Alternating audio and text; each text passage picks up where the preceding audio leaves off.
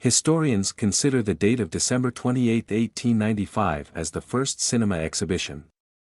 The feat was only possible through the invention of cinematography. On that date, at the Grand Café, in Paris, the Lumière brothers presented 8 films to an illustrious audience of 33 people. The views, as they are called, presented the recording of everyday situations, filmed outdoors, each one of them, with little more than 50 seconds. The most famous of which is the workers leaving the Lumière factory. Film that portrays the industry of the host's father, Antony Lumière, on the occasion of that show experienced in Europe that year.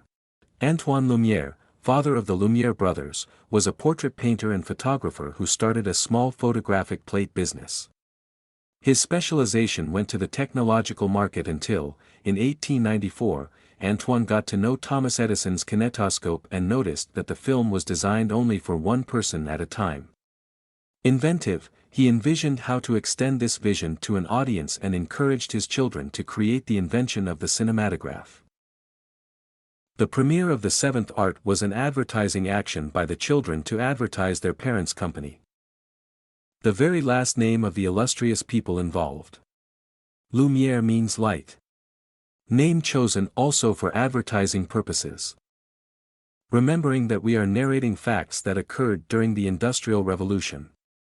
And an audience that had a certain relevance in Parisian society at the time gathered for the privilege of watching the first cinema session in history. Among the different reactions recorded on that historic night, 2 people stand out who started working with cinema afterwards. Alice Guy Blache and Georges Méliès. Alice was the first female director and screenwriter in history, having released her first film, The Fairy of the Cabbages, in 1896. Considered the mother of cinema, she created the concept of narrative cinema and innovated by exploring resources such as audio, special effects and lighting techniques. However, Alice Guy Blache's professional life was marked by bad weather due to the patriarchy experienced in her time, and was finally erased from history. Alice Guy Blache was one of the privileged ones at that session. Another privileged person was Georges Méliès, who produced a famous quote in relation to the film, Feeding the Baby. "The leaves are shaking," he said in amazement.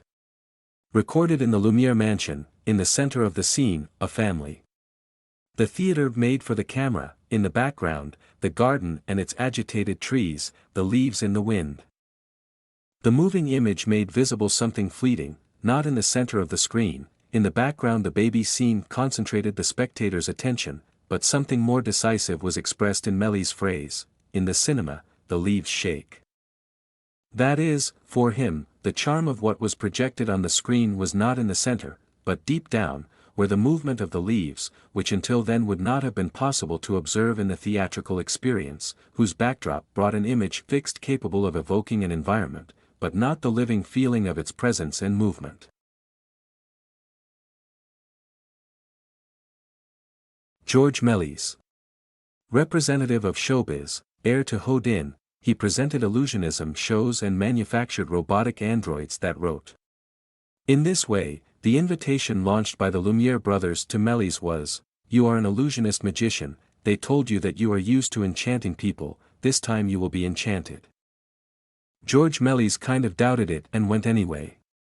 But he was really delighted with the cinematograph. So much so that he looked for the Lumière brothers after the technology, but the bourgeois brothers were not helpful and denied the technology. Their argument was that the cinematograph should be used for scientific purposes. Faced with refusal, the illusionist ends up buying the device from another inventor, Robert William Paul in England, and in April 1896 he is already making projections in his theatre. His desire to create his own films led him to transform Paul's contraption into a camera with which he recorded his first film, Playing Cards.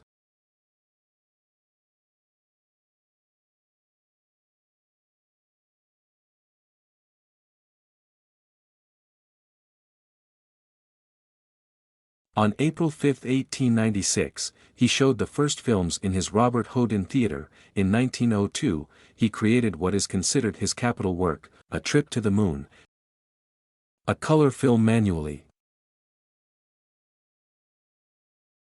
Now comes the second part of this class to present the pioneering cinema coming from the other side of the Atlantic Ocean, in the United States. Unlike what was done in Europe, in the USA the focus of the image was centralized. The Thomas Edison Company based in New York invented the cinematograph and the kinetoscope. While one filmed, the other projected moving pictures in the United States even before Lumière in France. Thomas Edison's first films destined for public exhibition took place between 1893 and 1895. The inventor and entrepreneur Thomas Edison stands out. He owned a large company for the simple purpose of inventing things useful and not yet created. He, at the end of his life, owned more than 2,000 patents for his inventions.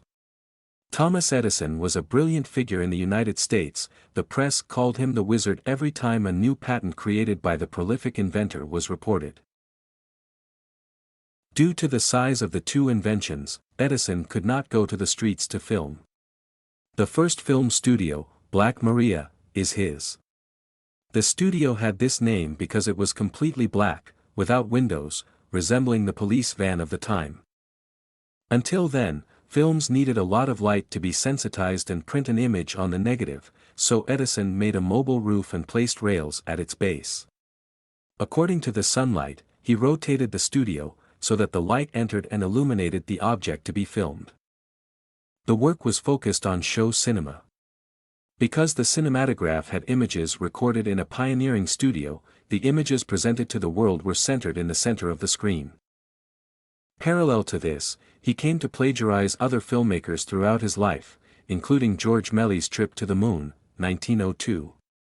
Technically what he did not constitute plagiarism because there was no specific legislation until he faced a legal battle against the film The Personal de McCutcheon of 1904 and lost.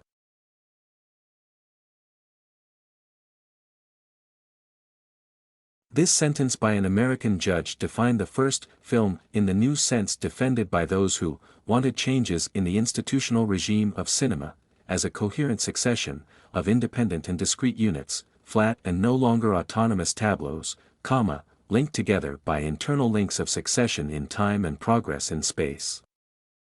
Before this jurisprudence, the concept of telling a story was different. Creating a parallel between the cinema of the Lumière brothers in France and that of Thomas Edison in the USA. A sequence of coherent, interconnected, and fixed shots. But because it is a very new art, it took a while to establish a concept about what it was, the cinema we know today. Thomas Edison plagiarized other films. The fact occurred in 1904. McCutcheon, together with Biograph, sued Edwin S. Porter, filmmaker worker of the company of Thomas Edison, for plagiarism of the persecution film Personal. Edison and Porter used the current concept of cinema, claiming that Biograph recorded Personal as a single film, but it was, in fact, a set of films, as it was made up of a number of separate frames. Thus, they argued that the authors of Personal did not own the copyright for each of the paintings separately. Thomas Edison played with the laws of the time and used his defense based on the French concept of cinematograph where each frame is an independent film and they were all recorded separately.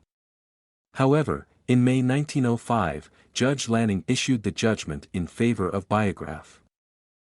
In the lawsuit, the judge stated that a series of images that can be projected in rapid succession onto a screen and that tell one and the same story coherently constitutes a single film and can be copyrighted, as one and the same photographic unit, that is, as a film. The truculence and intimidation was also Thomas Edison's business to guarantee his monopoly.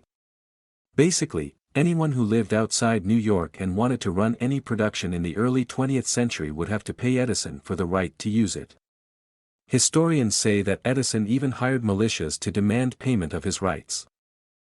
Faced with this scenario, independent producers had to leave New York and literally fled to California. On the other side of the country to escape the tentacles of Edison, who did not sponsor the high costs of monitoring what was happening on the other side of his country. California has a very favorable geography, with beautiful and heterogeneous landscapes. It is quite pertinent to point out the solar climate. The sun made it possible to save on light, and studios began to settle there in 1915. This success was only possible from August 15, 1914 with the inauguration of the Panama Canal. In 1919, when Charlie Chaplin created the company United Artists, Hollywood had already robbed New York of prominence.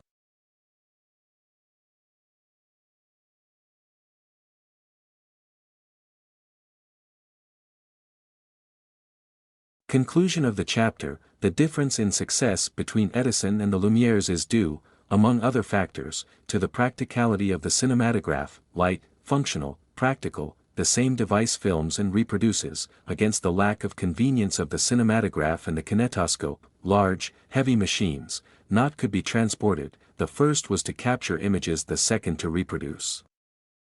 Also, Lumiere films could be seen by several people at the same time. You just needed a darkened room, some chairs and a blank wall, and there you have your projection room, or cinema room. The American inventors' films, on the other hand, could only be seen by one person at a time, since they were displayed on a small viewer, a kind of spyglass where the spectator rested his eyes and watched the film pass.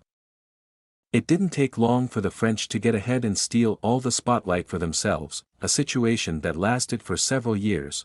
The cinematograph, created by them, worked through a crank next to the camera, capturing 16 photos per second, approximately. The same mechanism used for filming was used for projection, and together with its lightweight and portable design, it was a very practical invention and soon caught on. In less than a decade there were already several filmmakers producing the famous Lumiere views, with the aim of taking the famous travel logs to France. Don't you know the pyramids of Egypt? No problem, we bring the pyramids to you through cinema. After commercial success, the Lumiere brothers abandoned film to develop the first color photographic process. This fact occurred in 1905 and left a legacy that is still present today. Now the second class is coming to an end and you are invited to reflect as homework on the following aspect. Like a spark from its big bang and travels through history until today. The film tends to be influenced and carried away from its original design.